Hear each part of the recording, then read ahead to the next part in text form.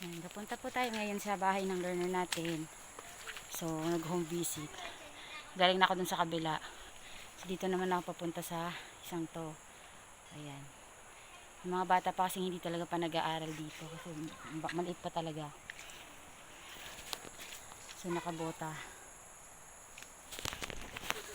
Tayo doon para mag-home visit and then tutorial na din.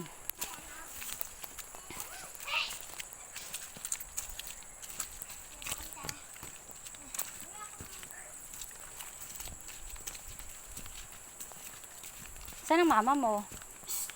Hapad. Naglaba po sa ilo. Naglaba. O, edi tayo na lang dalawa muna.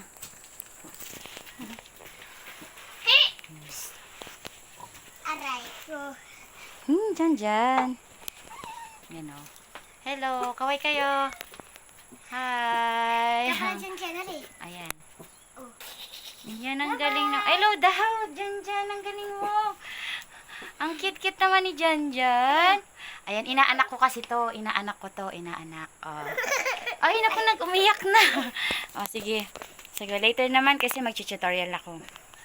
Peace out muna po.